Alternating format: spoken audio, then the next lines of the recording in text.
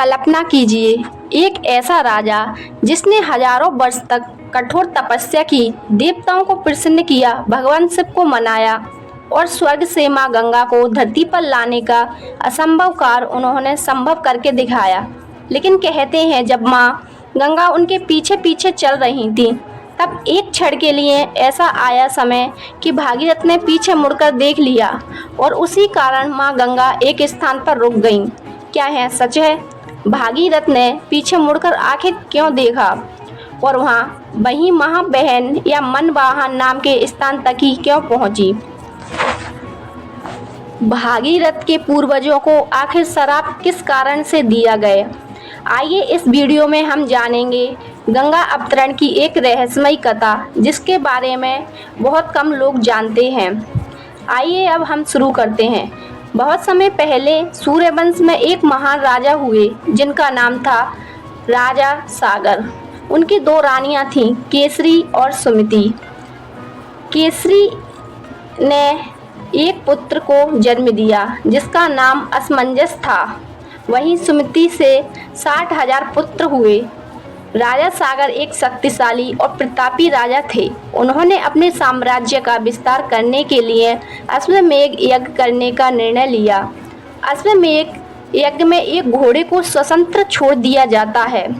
जहाँ जहाँ घोड़ा घूमता है, वहाँ के राजा तो अधीनता स्वीकार करते हैं या युद्ध करते हैं। लेकिन देवराज इंद्र को यह यज्ञ पसंद नहीं आया। देवराज इंद्र ने उन्हें डर था कि राजा सागर की शक्ति बहुत बढ़ जाएगी, इसलिए इंद्र ने यज्ञ के घोड़े को चुरा लिया और उसे कपिल मुनि के आश्रम के पास बांध दिया। जब घोड़ा गायब हुआ तो राजा सागर ने अपने 60,000 पुत्रों को घोड़े को खोजने के लिए अलग अलग दिशाओं में भेजा। जब वे पृथ्वी के कोने कोने में घोड़ा ढूंढने लगे, खोजते खोजते हुए सभी कपिल मुनि के आश्रम तक पहुंच गए। वहां उन्होंने देखा कि यज्ञ का घोड़ा आश्रम के बाहर खड़ा है और कपिल मुनि गहरी तपस्या में लीन हैं। सागर पुत्रों ने बिना सोचे समझे कपिल मुनि पर घोड़ा चुराने का आरोप लगा दिया। उन्होंने मनु का बहुत अपमान किया। जब कपिल मुनि की तपस्या भंग हुई तो उन्होंने क्रोधित होकर अपनी आंखें खोलीं और तेज और क्रोध से सागर के सभी 60,000 पुत्र वहीं भस्म हो गए। उनकी आत्माएं मोक्ष प्राप्त नहीं कर सकीं और वहीं भटकने लगीं। सदियों बीत गए। जब बहुत समय हो गया तब पुत्र वापस नहीं लौटे तो राजा सागर ने अपने पुत्र को अंशुमान को भेजा। अंशुमान ने कपिल मुनि से विनम्रता से बात की। तब मुनि ने बताया कि सागर पुत्रों को तभी मोक्ष मिलेगा जब स्वर्ग की पवित्र गंगा धरती पर आकर उनकी अस्थियों को स्पर्श करेगी।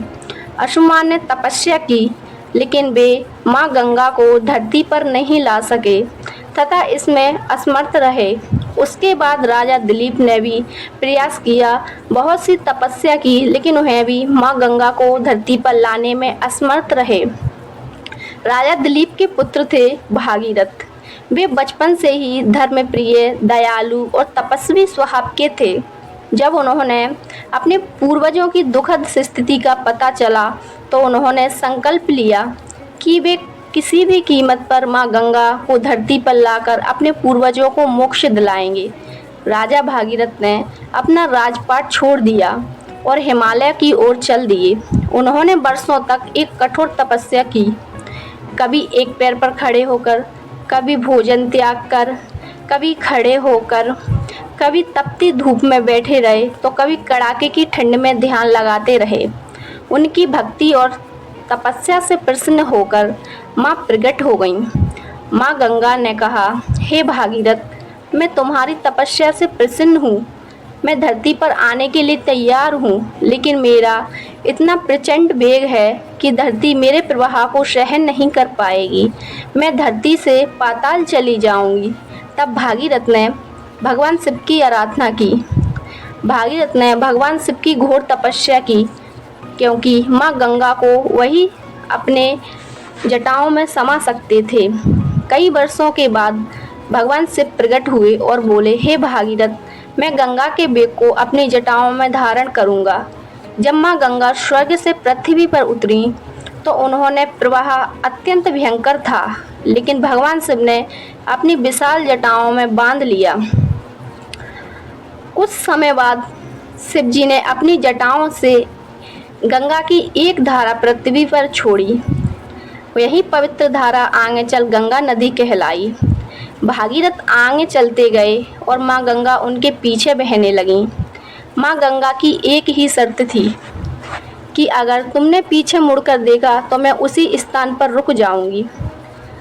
रास्ते में गंगा ने अनेकों स्थान को पवित्र किया। जहाँ जहाँ माँ गंगा पहुँची वहाँ की भूमि पवित्र होती गई। इसी कारण माँ गंगा को भागीरथी भी कहा जाता है कुछ कुछ स्थानों पर, क्योंकि भागीरथ की तपस्या के कारण ही गंगा धरती पर आई थी। अंत में भागीरथ ने माँ गंगा को इस स्थान पर ले गए जहाँ सागर पुत्रों की राख पड़ी थी। जैसे ही माँ गंगा पवित्र जल उनकी अस्थियों को स्पर्श हुआ, सागर पुत्रों की आत्माओं को मोक्ष प्राप्त हो गया। स्वर्ग में देवताओं ने पुष्प की वर्षा की। चारों ओर हर हर गंगे जय घोष होने लगा। भागीरथ की तपस्या सफल हुई। उन्होंने अपने पूर्वजों को मुक्ति दिलाई। लेकिन जब माँ गंगा भागीरथ के पीछे पीछे जा रही थीं तो भागीरथ के मन में एक शंका हुई, क्या सच में माँ गंगा उनके पीछे आ रही हैं या कहीं रुक तो नहीं गई, वो अकेले ही तो नहीं चल रहे। तो इसी चिंतावश उन्होंने पीछे मुड़कर देख लिया। जिस स्थान पर उन्होंने पीछे मुड़कर देखा उस स्थान को माँ बहन का स्थान या मन बहन स्थान भी कहते थे। तो गंगा वहीं तक आई, वहाँ रुक गई, क्योंकि माँ गंगा को लगा, क्या भागीरथ तुम्हें मुझ पर विश्वास नहीं था? मेरे वचनों का कोई मोल नहीं था तुम्हारे लिए? लेकिन भागीरथ ने सिर्फ एक मनुष्य चिंतन के हेतु देखा। आपको क्या लगता है? कमेंट में ज़रूर बताएं। क्या भागीरथ एक मानवीय चिंता थी जो उन्होंने पीछे मुड़कर देखा, या माँ गंगा पर विश्वास नहीं था? तो दोस्तों, यह कथा हमें सिखाती है कि सच्ची श्रद्धा और तपस्या से असंभव कार्य भी संभव हो जाते हैं। अपने पूर्वजों और परिवार के प्रति कर्तव्य निभाना बहुत बड़ा धर्म है। अहंकार का परिणाम हमेशा विनाश होता है, जैसे सागर पुत्रों के साथ हुआ।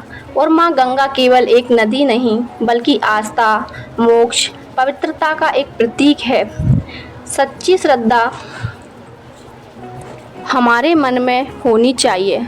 तो दोस्तों, आपको माँ गंगा और राजा भागीरथ की यह पवित्र कथा कैसी लगी?